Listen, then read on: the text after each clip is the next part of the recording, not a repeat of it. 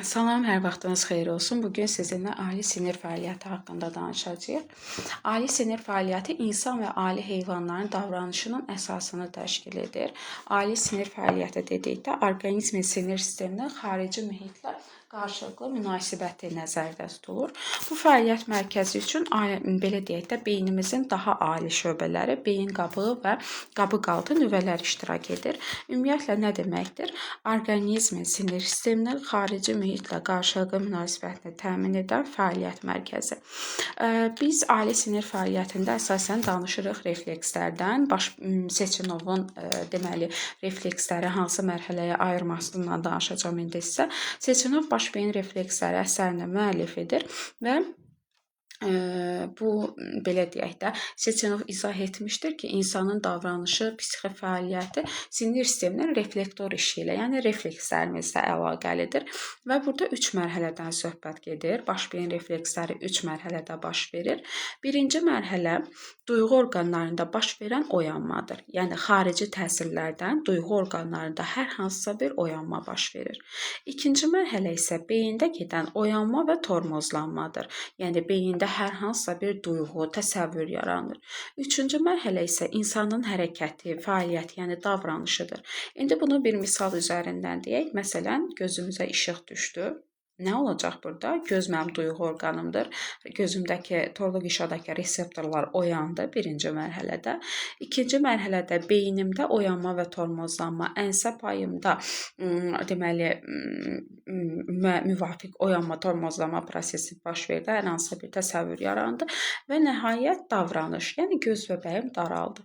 Bu da bizim reflekslərimizin mərhələləridir. Deməli, Pavlov analizatorların fiziologiyası və insanın psixi fəaliyyətinin fizioloji əsası qoymuş alimdir və o davranış fiziologiyası haqqında təlimin banisidir. O refleksləri iki qrupa ayırmışdır. Şərti və şərtsiz reflekslər.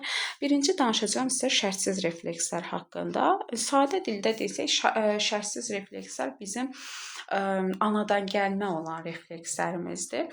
Məsələn, bura aid edirik qida, müdafiə, cinsiyyət, səmt reflekslərini. Məsələn, yeni doğulmuş bir uşağa heç kəs ana südünü əmməyi öyrətmir. O doğulduğu andan anası onu qucağına aldığı andan ana südünü əmməyə başlayır. Bu əmmə refleksi, yəni qida refleksi, onda anadan gəlmə var. Yəni heç kəs bunu ona öyrətməyib. Baxın, bu şərtsiz refleksdir. İrsidir, bəli, həmin uşağın anasında da həmin refleks var idi, həmin uşağın övladlarında da o olacaq. Yəni irsi olaraq bu reflekslər nəsildən nəslə ötürülür və daimidir. Yəni orqanizmin bütün həyatı boyu qalır. Məsələn, indi bunu da səmt refleksi misalında deyim. Məsələn, bir yerdən güclü səs gəldikdə tez çönüb həmin səs gələn tərəfə baxırıq. Səmt refleksidir bu. Və bu bizdə daimidir. Bunu bir kiçik uşaq da edir, 80-90 yaşında biri də. Yəni bu daimi olaraq bizlə qalır. Növün bütün fərdlərini əhatə edir dediyim kimi və əmələ gəlməsi üçün spesifik bir qıcıq lazımdır. Şərtsiz qıcıq adlandırırıq bunu. Məsələn, qida refleksinin yaranması üçün qida lazımdır və yaxud səmt refleksinin yaranması üçün bir səs, işıq və s. Bunun üçün spesifik bir qıcıq lazımdır.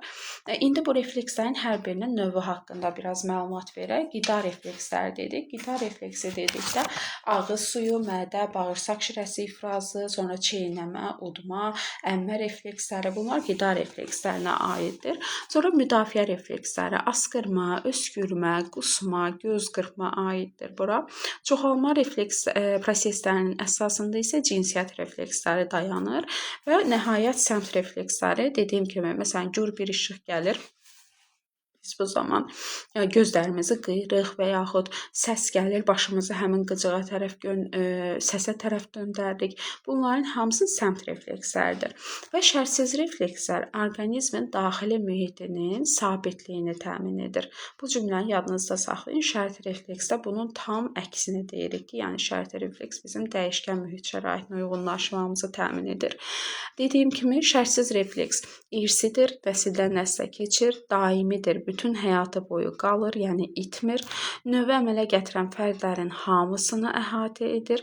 Yəni biz bütün insanlarda şərtsiz reflekslər var və əmələ gəlməsi üçün spesifik qıcıq lazımdır. Qida, səs və s. və nəhayət baxaq görək refleks qövsü hardan keçir. Şərtsiz refleksin mərkəzi onurğa beyni və beyin kötüyüdür. Yəni şərtsiz reflekslərin yaranması üçün baş beyin yarımkürələr qabığı lazım deyil. Məsələn, qabıqsız doğulan uşaqlar olur, baş beyin yarımkürələr qabığı olmayan, düzdür, az bir müddət yaşayırlar, onlar ölürlər, amma yenə də onlarda şərtsiz reflekslər mövcud olur. Şərti reflekslərin mərkəzi isə baş beyin yarımkürələri qabığıdır. İndi gəlin şərti reflekslər haqqında danışaq. Baxın, burada şərtsiz reflekslərin demək olar ki, əksini deyirik. Deyirik ki, şərti reflekslər irsi deyil, həyat təcrübəsi əsasında qazanılır. Şərti reflekslər, baxın, cümlədə dediyi kimi, həyat prosesində qazandığımız reflekslərə aiddir. Məsələn, otaqda işığı yandırdığımız qurşatil deyək belə, otağa giririk, əlimizi atıb oradan yandırırıq. Bir dəfə, 2 dəfə, 3 dəfə, baxıb yerini tapıb birinci dəfə yandırırıq. Artıq bir neçə dəfə onu yandırandan sonra biz bunu avtomatik baxmadan da əlimizi atırıq, yandırırıq. Qaranlıqda belə həmin hissəni tapıb yandıra bilirik. Çünki bizdə buna qarşı şərti refleks yaranıb. Amma irsi deyil. Bunu mən bacarıram. Bəlkə də mənim valideynim onu bilmir, mənim övladlarım bilməyəcək. O mənə aiddir. İrsi olaraq mən onu heç kəsə ötürməyəcəm. Daimi deyil, sönür, yenidən yaranır və yeniləri ilə əvəz olunur. Bəli, həmin qulçatilin yerini dəyişib, tutaq ki, qapının solundadır, sağına tərəf keçirsələr, biz bir neçə dəfə otağa girəndə əlimizi atıb görəcəyik ki, orada deyil, görəcəyik ki, orada deyil. Bu sönəcək. Sonra yeni qulçatilin yerinə uyğun bir şərti refleksimiz yaranacaq. Yəni yenisi ilə əvəz olunacaq. Və fərdidir, dediyim kimi, yəni məndə olan şərti refleks sizdə olmaya da bilər, mənim özümə aiddir. Bəs necə yaranır? Təsirsiz qıcıqlandırıcıların şərtsiz qıcıqlandırıcılarla birləşməsi nəticəsində. İndi bunu Pavlovun it üzərində apardığı təcrübə misalında izah eləyəcəm. Əvvəla bunu deyim ki, şərti refleks insanı belə deyək, dəyişikliyə uyğunlaşdırır. Şərtsiz refleksdən fərqi budur. Deməli, indi bu itdə Pavlovun apardığı təcrübə haqqında danışaq. Burada zəng misalında deyib, əslində bizim kitablarda lampadır. Biz bunu belə deyərik. Şərti refleks necə Pavlov müşahidə edib? Əvvəlcə itə yemək verib və bu normal olaraq qabağına yemək qoyduqda itdə ağız suyu refleksi yaranıb ki, hə, qida gəldi, yeyəcəm. Bu normal. Sonra indi bu şəkildə zəngdir deyə deyirəm. Zəngi çalır, amma itdə heç bir refleks yoxdur. Ağız suyu refleksi yoxdur. Ağız suyu əmələ gəlmir. Üçüncü dəfə artıq başlayır Pavlov zəngi çalmağa və üstündən 1-2 dəqiqə keçəndən sonra itin qabağına yemək qoymağa. Ardıcıl olaraq bir dəfə zəngi çalır, itin qabağına yemək qoyur. Zəngi çalır, itin qabağına yemək qoyur və artıq bir neçə dəfədən sonra zəngi çaldığı anda itdə ağız suyu ifraz olunmağa başlayır. Bu nə səbəbdən baş verir? Artıq it anlayır, itdə şərti refleks yarandığı üçün it artıq anlayır ki, birazdan mənə yemək gələcək. Aydındır? Yəni zəng çalındısa, zəng çalıb bu insan mənə hər dəfə yemək veribsə, düşünür ki, vəssalam, şərti refleks yarandı. Zəng çaldığı anda yemək gələcək. Və zəng çalındığı andan itdə ağız suyu yaranmağa başlayır. Deməli, bunun yaranmasının səbəbindən danışaq. İşığı qəbul edən mərkəzlə ağız suyu ifraz edən mərkəz arasında müvəqqəti bir əlaqə yarandı. Testlərdə bunu soruşur. Məsələn, təsirsiz qıcıqlandırıcı, şərtsiz qıcıqlandırıcı nə vaxt verilməlidir? Birinci təsirsiz qıcıqlandırıcı verilir, yəni zəng çalınır. Sonra şərtsiz qıcıqlandırıcı, yəni yemək qoyulur. Bunların birləşməsi nəticəsində indi burada işığı qəbul edən mərkəzlə ağız suyu ifraz edən mərkəz arasında əlaqə yarandı və nəticədə şərti refleks yaranmış oldu. Bu tormozlana bilərmi? Bəli, mərkəzi tormozlanmanın kəşfi Seçinovun adı ilə bağlıdır. Pavlov şərti refleks tormozlanmasının 2 növünü bildirib, xarici tormozlanma və daxili tormozlanma. Nədir daxili tormozlanma? Bu tədricən, yavaş-yavaş baş verən bir prosesdir. Neyniyək? Bax, itin qabağına Zəngi çalaq, yemək verməyək, zəngi çalaq, yemək verməyək. Bir dəfə, iki dəfə, üç dəfə artıq it görəcək ki, hə, zəngi çalırlar, amma yemək vermirlər də, daha onu gözləməyəcək, belə deyək. Və bunun həmin o yaranan müvəqqəti əlaqəsi qırılır, şərti qıcıqlandırıcı, şərtsiz qıcıqlandırıcı ilə möhkəmlənmir. Yəni zəng yeməklə möhkəmlənmir və nəticədə müvəqqəti əlaqə qırılır və bu tədricən baş verir. Yəni bunu bir neçə dəfə təkrarladıqdan sonra tormozlanma baş verir, amma tam itmir. Yenə başlasaq itə zəng çalıb yemək verməyə, zəng çalıb yemək verməyə, bu artıq yenidən onda yaranacaqdır. Daha tez yaranacaq təbii ki.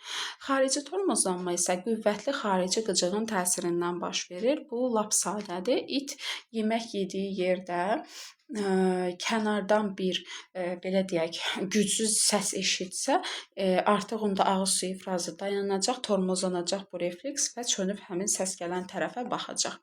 Düşüncəli fəaliyyət haqqında danışırıq. İndi nədir düşüncəli fəaliyyət? Heyvanların əşya və hadisələr arasındakı qanunauyğunluqları duyub yeni şəraitdə tətbiq etmək xüsusiyyəti.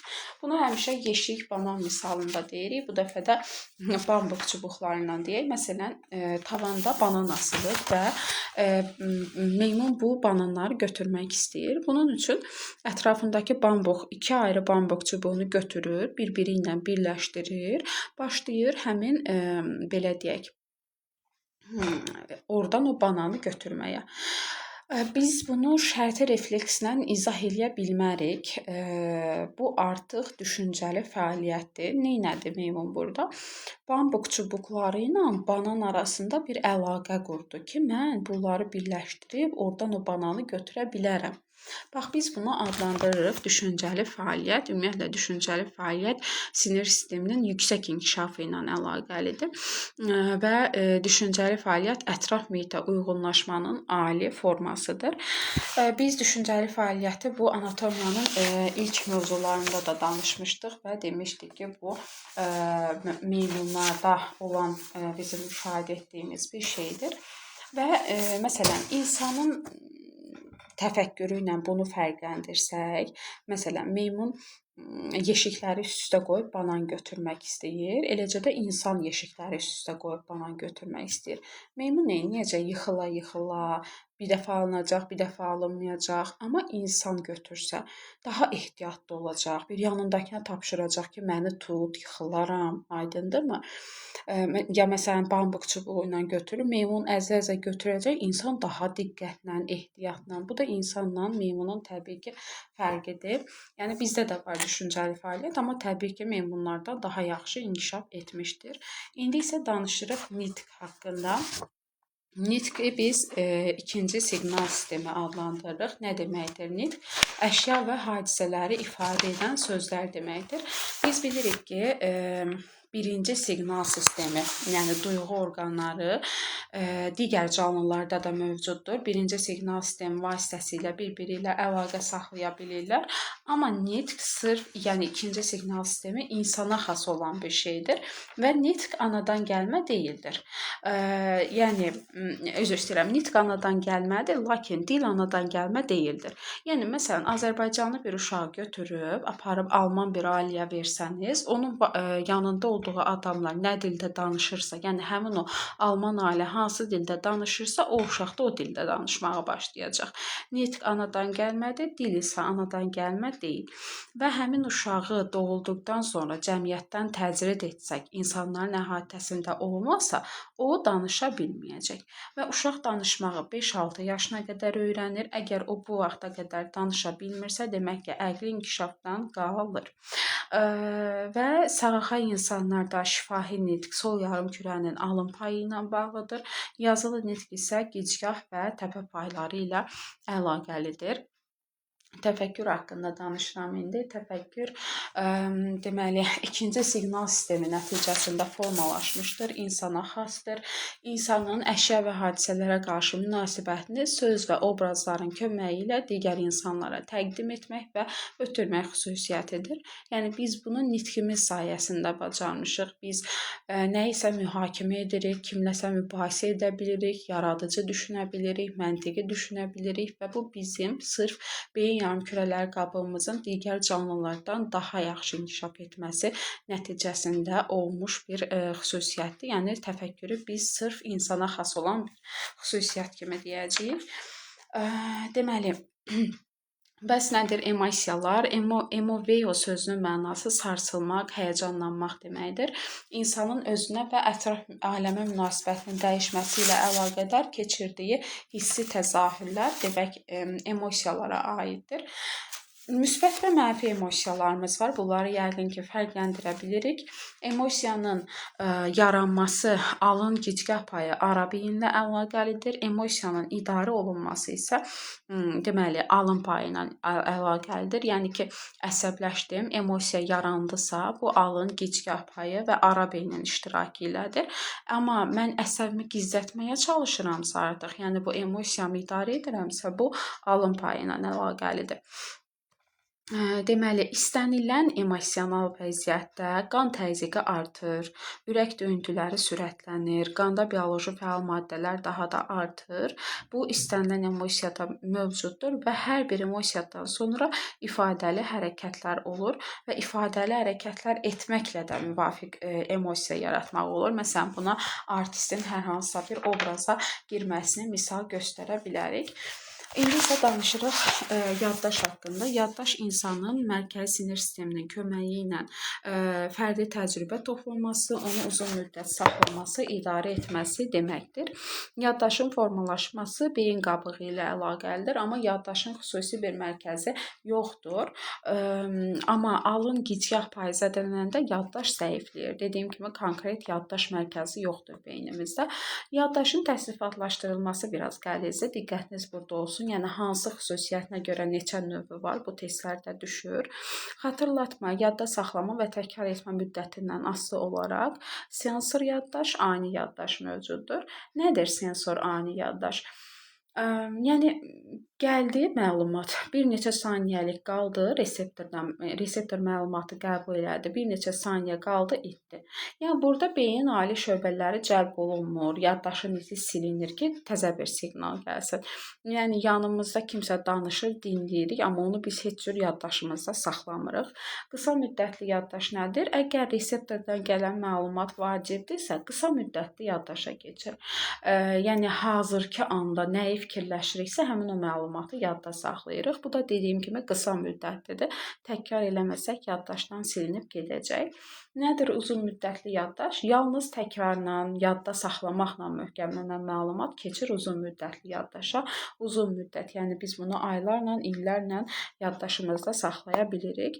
Yadda qalmaq xüsusiyyətinə görə isə 4 növ yaddaşdan danışırıq. Hərəkət, obrazlı, emosional və söz yaddaşı.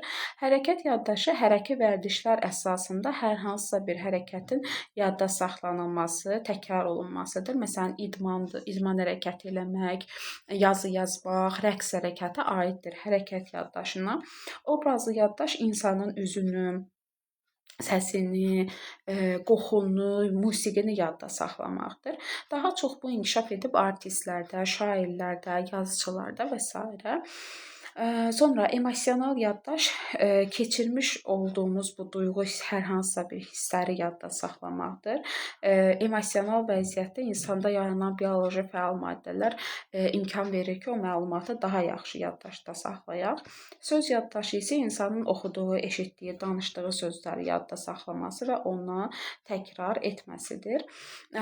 Deməli, biri də var iradi və qeyri-iradi yaddaş. Bu da məlumatın yadda qalmaq xüsusiyyətinə görə təsnifatlaşdırılır. Qeyri-iradi yaddaş odur ki, məlumatı yadda saxlamaq üçün mən heç bir cəhd eləmirəm, sadəcə öz-özünə yadımda qalır. Və yəni çox həyat təcrübəmizdə bu iradi yaddaşla, qeyri-iradi yaddaşla olur.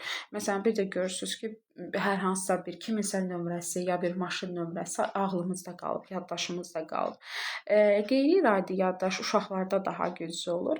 İradi yaddaş üçün isə yadda saxlamaq üçün mən artıq şuurumdan istifadə edirəm ki, mən bu məlumatı yadda saxlamalıyam, şuurumdan istifadə edirəm. Yaddaş 25 yaşa qədər güclü inkişaf edir, 50 yaşından sonra zəifləyir. Peşə yaddaşı isə ahıl yaşda da qalır. Təbii ki, lazım olan vitaminlər, maddələrlə və həmçinin məşq etməklə yaddaşı gücləndirmək mümkündür. Son olaraq danışırıq yuxu haqqında. Nədir yuxu? Biz ömrümüzün 1/3 hissəsini yuxuda keçiririk. Bu dövrü olaraq baş verir. Biz yuxunu sikl adlandırırıq. Belə deyək, yuxuda təbii ki, ətraf mühitlə əlaqə qurmuruq. Beyin öz işini yenidən qurur yuxu zamanı və bu normal fizioloji bir prosesdir. Müddəti də hər yaşda fərqli olur. Yaşdan asılı olaraq dəyişir. Məsələn, qocalar daha çox yata bilərlər, yeni doğulmuş uşaq daha çox yatır, günün neçə saatını yuxuda keçirir. Demək ki, bu yaşdan asılı olan bir şeydir. Orta yaşlı insanda yuxunun müddəti çəkir 7-8 saat və 4-5 sikldan ibarət olur. Hər bir siklda da 2 faza var. Ləng yuxu fazası və tez yuxu fazası. Yəni sikl başqa, sikl 2 fazanın birləşməsi deməkdir. Hansı fazalar? Ləng yuxu fazası və tez yuxu fazası. Ləng yuxu fazası çəkir 1 saat, 1,5 saat. Tez yuxu fazası isə 10-15 dəqiqə çəkir. Sonuncu tez yuxu fazası 20-30 dəqiqə olur. Hansı ki, səhərə yaxın biz bunu yaşayırıq. Deməli, mən hansını işlədəcəm məsələdə deyə düşünə bilərsiniz. Bunu verirlər mötərizənin içində məsələdə. Maksimal deyirsə ləngi 1,5, tezi 15 dəqiqə kimi hesablayırıq. Amma həmişə sonuncu tez yuxu fazasını, yəni maksimal deyirsə 30, minimal deyirsə 20 kimi nəzərdə saxlayırıq. Bir də sikl və faza sözünə diqqət edirik. Sikl deyirsə burada həm ləng, həm də tez yuxu fazasından söhbət gedir. Yəni 4 sikl deyirsə burada 8 fazadan söhbət eləməlisiniz. Yox, əgər faza deyirsə elə olduğu kimi qalır. Ləng yuxu fazası ilə tez yuxu fazasının fərqi nədir? Bəs ləng yuxu fazasında tənəffüs və nəbz seyrəkləşir. Tez yuxu fazasında isə daha dərin, daha tez-tez tənəffüs baş verir və ürək fəaliyyəti. Tez yuxu fazasında məncə nə vaxtsa bunu həyatınızda müşahidə eləmisinizsə, yeni oyanmağa yaxın insanın belə ürək döyüntüləri daha artır, tənəffüsü daha tez-tez olur. Elə deyirsən ki, bu saniyə oyanacaqdı insan o cür. Ləng yuxu fazasında bədən temperaturu daha da düşür, əzələlər boşalır, maddələr mübadiləsi zəifləyir. Tez yuxu fazasında isə əzələ qrupları yığılır, maddələr mübadiləsi sürətlənir. Məsələn, görürsünüz ki, tez yuxu fazasında olan insan gözünü qırpır, belə qırpa-qırpa qalır, açır və yaxud bu deməli tez yuxu fazasının əlamətidir. Həm ləng, həm də tez yuxu fazasında biz yuxu görə bilirik, amma tez yuxu fazası biraz daha fantastik olur. Ləng yuxu fazasında gördüyümüz yuxular daha realdır. Məsələn, hansı yuxunu ki oyandınız, elə bilirsiniz ki, real həyatı idi da, canlı yaşayırdınız. Demək, onu ləng yuxu fazasında görmüsünüz. Hansı ki, belə fantastik, heç kəsə deyə bilməyəcəyiniz qədər mənasızdırsa, demək ki, bunu siz görmüsünüz tez yuxu fazasında. Və salam, ali sinir fəaliyyətində izahı bu qədər. Bunu biraz siz duyğu analizatorları ilə əlaqələndirməlisiniz. Testlərdə məsələn sinir sistemimizdə keçdiyimiz refleks qövsü, hansı ki 5 hissəli, sonra Seçenovun baş beyin reflekslərinin 3 mərhələsi və Pavlovun refleksləri ayırdığı 3 mərhələ, analizatorların 3 mərhələsini bir-birindən müqayisəli şəkildə soruşur. Bunu fərqləndirməlisiniz. Ümid edirəm ki, video faydalı olar. Faydalı oldusa videonu bəyənməyi, şərh yazmağı, kanala abunə olmağı unutmayın. Və əgər həqiqətən faydalı bildinizsə, dostlarınızla da bölüşə bilərsiniz videonu. Sağ olun, salamat qalın.